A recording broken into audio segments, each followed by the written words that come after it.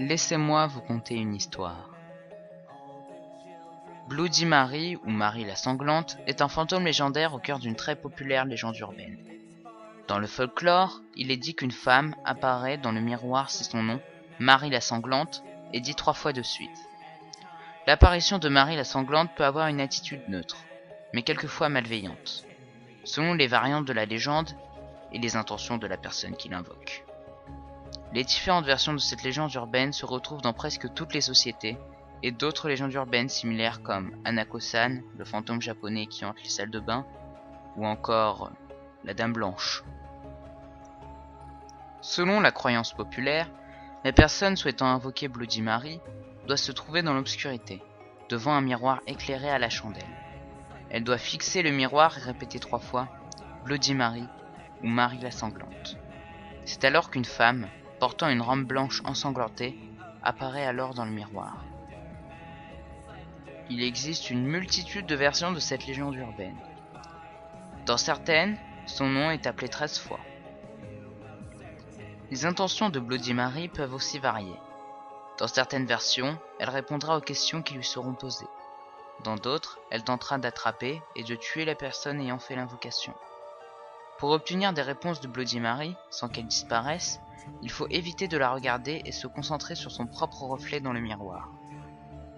Selon une croyance populaire autour de cette légende, la personne qui dirait « Marie, j'ai tué ton bébé » ou « Marie, j'ai ton bébé » provoquerait une attaque imminente de la part de Marie la Sanglante. Si la personne l'ayant provoquée ne réussit pas à s'enfuir en luxure, elle risque de se faire tuer par l'entité malveillante. L'origine de cette légende urbaine remonte à une vieille croyance qui voulait qu'une jeune fille puisse voir le visage de son futur mari dans un miroir, en accomplissant un petit rituel. Elle devait se trouver dans l'obscurité, monter les escaliers avec une bougie à la main et se diriger devant un miroir. En se concentrant sur celui-ci, il devait apparaître le visage de leur futur époux.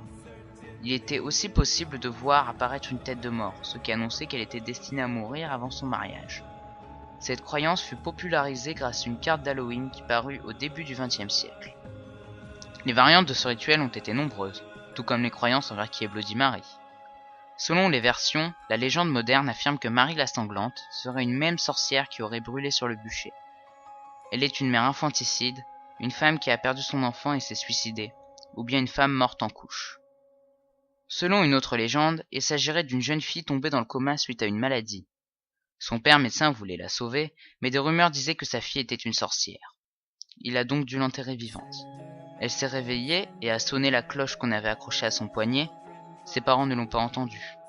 Au matin, son père a été prié à la tombe. Il a vu la cloche cassée et l'a déterrée. Il était trop tard.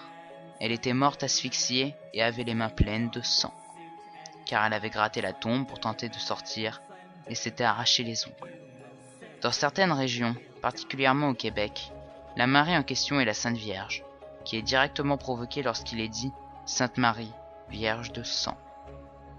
L'une des variantes les plus intéressantes est que la croyance de Bloody Mary serait anglaise, et le rituel aurait pour but d'invoquer l'esprit de Marie Tudor, ancienne reine d'Angleterre, mieux connue sous le nom de Marie la Sanglante. Les railleries concernant le bébé de Bloody Mary feraient référence à la vie de cette cruelle reine, qui fut marquée par les fausses couches et les grossesses nerveuses.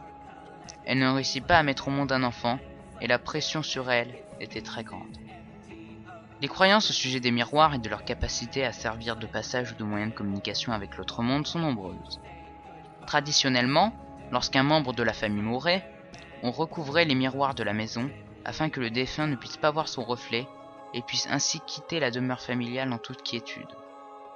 Janet Langlois, un folkloriste américain, écrivit un essai entourant cette légende urbaine aux environs de 1978. Il servira plus tard à écrire le scénario du film Candyman de Bernard Rose. Plus tard, en 2005, Mary Lambert réalise le film Urban Legend 3 Bloody Mary, mettant en vedette la fameuse légende urbaine, telle que représentée par ce critique de films d'horreur et fantastique, qui relancera de nouveau la popularité de Bloody Mary.